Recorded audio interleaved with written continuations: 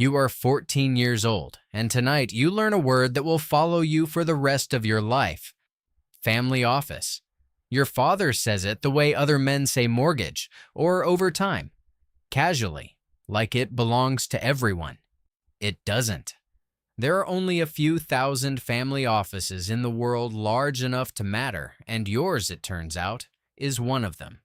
The average one manages just over $1 billion in assets.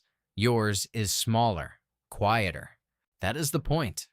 You don't know any of this yet. You just know your allowance arrived this morning, $200. No explanation. The way it always does. You will spend it by tomorrow. You have no idea what it actually costs to make money simply appear like that month after month for your entire life. The house you live in has 11 rooms. Your friends' houses do not.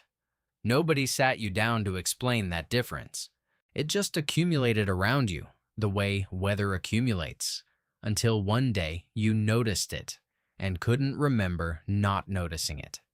Here is what you don't know yet, sitting at that dinner table.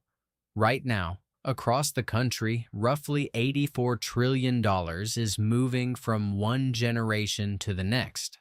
Economists call it the Great Wealth Transfer. Most of it will move quietly, the way yours will, through documents you'll never read until you're required to sign them. And here is the part almost nobody says out loud. Fewer than 3 in 10 families with this kind of money have ever built a real plan to prepare the kid who inherits it. Not a trust, not a tax strategy, a plan for the person. Your father knows this. It's why he watches you a little too closely when the check arrives at dinner. 3 out of 4 families like yours will admit, if you ask them honestly, that they're not sure their own children are ready for what's coming. Your father has never said this to you directly. He doesn't have to. You feel it in the way conversations stop when you walk into a room mid-sentence. There's a particular American discomfort baked into all of this. You grew up on the same stories everyone else did. Self-made, bootstraps, earn it yourself. Nobody hands you a story about how to inherit something honestly, so you'll spend years quietly wondering if what you have is even yours, or just something you're borrowing until someone smarter takes it back. Your cousin just turned 25. She started attending something called the Family Council. You asked what happens there. Your father said you'd understand when you were ready. You didn't push. You weren't ready. You still don't know that readiness in families like yours is rarely taught. It's tested. At 16, they hand you a debit card, a limit, a little rope. You'll spend past it in the first week, and nobody will explain why the rope gets shorter the next month. That's not an oversight. That's the lesson. In your family, money doesn't talk. It adjusts. And you're learning its language one silence at a time, long before anyone tells you that you're being taught anything at all. You are 22 now, sitting in a chair against the wall, not at the table. Your father made that distinction clear before you walked in. Observe. Don't participate. The room is discussing something called the consolidated portfolio, and you're doing the math in your head just to keep up. The average family office like yours manages a little over $1 billion, split roughly like this: about 1/3 in public stocks, 1/5 in private equity, another 1/10 in real estate, smaller slices in hedge funds, private credit, fixed income, cash, even art. It costs somewhere between $3 and $4 million a year just to run an operation this size. Nobody at this table thinks of that as an expense. They think of it as the cost of staying quiet and staying rich at the same time. The man running the meeting has a name you'll learn to say carefully. He spent 2 decades at a firm everyone's heard of before your family hired him away. Chief investment officers at offices this size are now paid on average close to $2 million a year once bonus is included. Some clear more. He speaks in a language, correlation, duration, vintage year that you recognize as English without fully understanding it. You notice something else, though, something no report will ever tell you. He watches your father's face while he talks, calibrating. Every sentence a small performance for an audience of one. That's the part nobody prepares you for. Wall Street sells itself as cold, rational spreadsheets and nothing else. Sit in enough of these rooms and you realize it's closer to theater, expensive, quiet theater, where the actors are some of the smartest people you've ever met. And the only critic who matters is the man at the head of the table who almost never speaks. You grew up believing money was supposed to be simple. Work hard, get paid, spend less than you earn. Nobody tells you there's an entire floor above that, where the goal isn't earning at all. It's defending what already exists against inflation, against bad decisions, against time itself. Afterward, in the car, your father gives you one sentence. He says the family office was never built to make you rich. It was built so you don't become the generation that made your family poor again. You won't understand that sentence for years. You'll understand it completely the day you watch it happen to someone else. You are 26 and you've spent 4 years doing the kind of work that family offices evaluate from the other side of the table. Private equity. Models until 3 in the morning. The pay reflects it. Associates at your level typically clear somewhere between $250,000 and $400,000 a year, all in. You've earned a reputation for being sharp, reliable, unbothered by the hours. Then your father asks if you want to learn the family's work instead.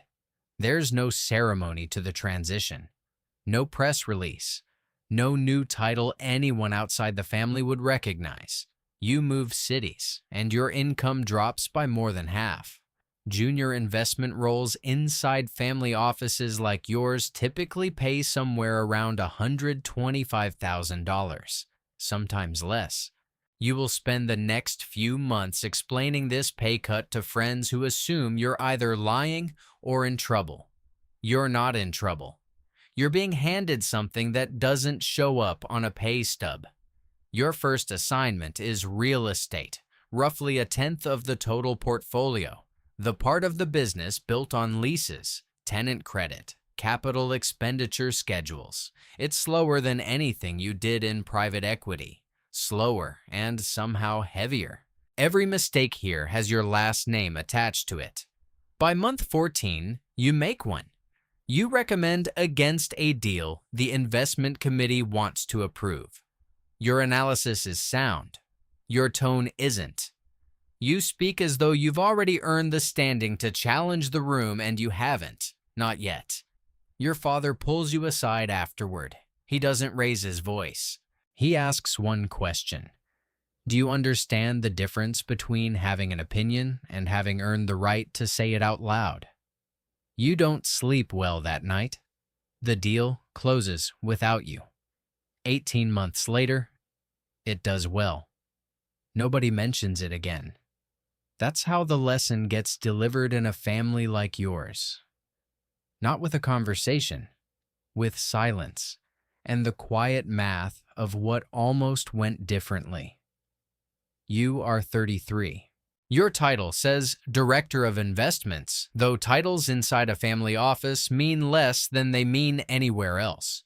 What actually matters is a number. You can now deploy up to $4 million into a single investment without asking anyone's permission first.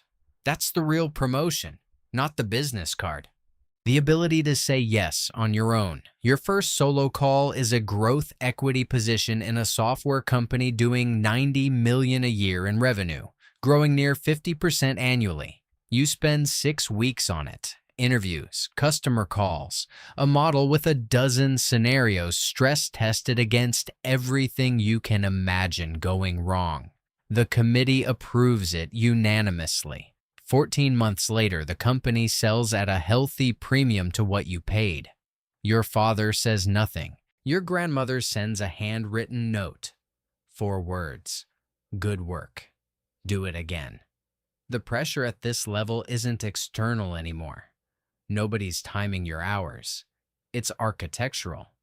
This isn't an institutional fund with outside investors who'll forgive a bad year. It's your family's money, managed for people who share your last name and your holidays. Every loss is personal. Every win becomes legacy before you've even finished celebrating it. Your CIO retires that year after decades running the portfolio. The family hires a search firm to find a replacement, the kind of firm that charges roughly a third of a year's total compensation just to run the process. An industry standard almost nobody outside recruiting ever hears about.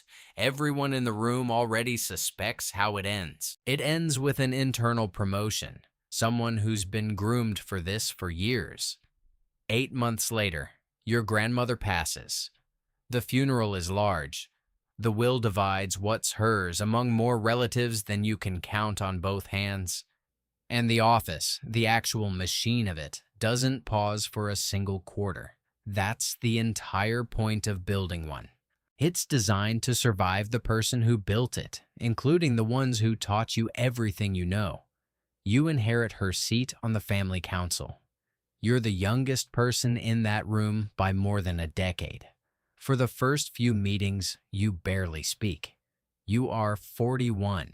Your title now carries a prefix, Co-Chief Investment Officer, and everyone in the room understands what that prefix actually means.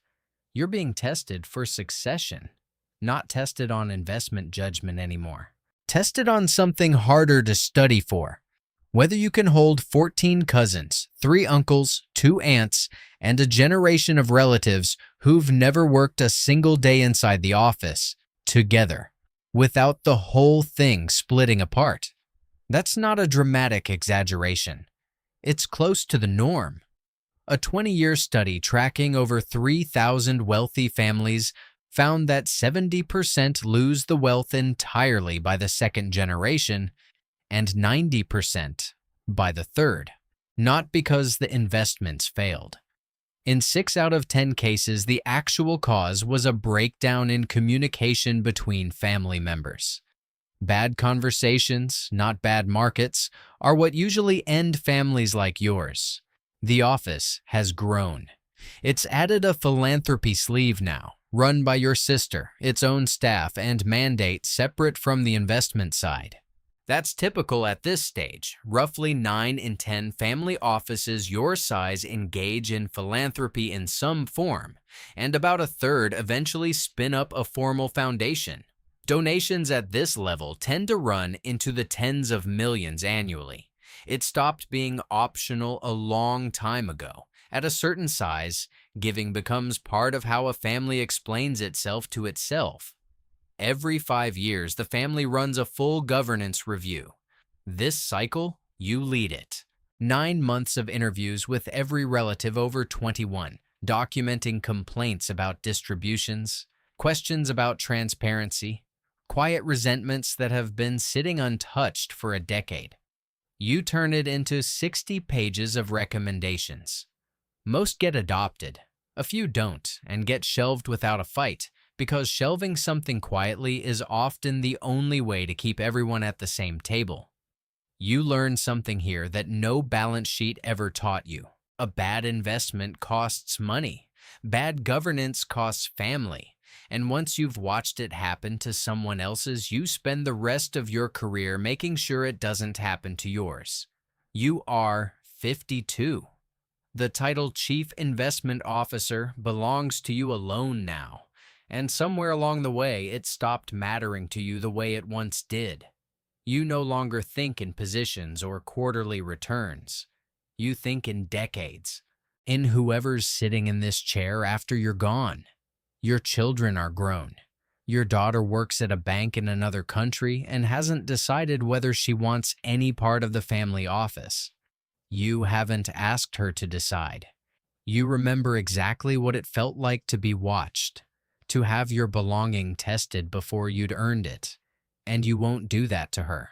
Across families like yours, the single most common addition to family office services in recent years hasn't been a new asset class. It's been engagement and education for the next generation. Families have finally noticed that preparing the money was never the hard part. Preparing the person was. You spend most of your time now on structure instead of positions, trusts, holding entities, succession documents. You work with attorneys who bill somewhere between $600 and $800 an hour, and you've stopped flinching at the invoices because you understand exactly what you're paying for. Not their time, their certainty, decades from now, that the paperwork holds. The questions have changed too. You no longer ask whether an investment will perform. You ask whether the process that approved it will still function 20 years from now, when everyone currently in this room is retired or gone. You ask whether the agreements you're writing today can survive a fight nobody's had yet, between people who haven't been born. You've watched what happens when this fails elsewhere. Fortunes that took 3 generations to build, gone in one. Not from a bad market, but from a conversation that never happened. You've built your entire second half of life around making sure that particular silence never becomes the loudest thing in your family's history. The machine was never supposed to need you standing at the center of it forever. It only needed you to build something that could keep standing once you stepped away. Somewhere right now, a 14-year-old is sitting at a dinner table in a house with more rooms than she can name. Her father is saying a word she doesn't understand yet.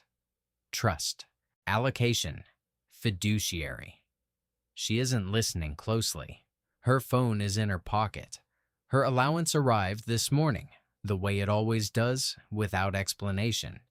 She doesn't know that $84 trillion is moving quietly across this country right now, from people like her grandparents to people like her. She doesn't know that fewer than 1 family in 3 has ever built a real plan for a moment like this one. She doesn't know her name is already on documents she's never seen. She'll learn. They always do. Slowly. One silence at a time, mistaken for the ordinary weather of a childhood, until one day, it isn't weather anymore. It's a job. Hers. The quarterly meeting is next week. The portfolio will be reviewed. The recommendations will be debated and recorded, the way they always are. And somewhere in that room, against the wall, there's an empty chair. It's waiting for the next one to sit down, to watch, to say nothing for now. To start the long, quiet work of understanding what it actually costs to inherit something you never built. The office doesn't stop. It never has. It just finds its next architect.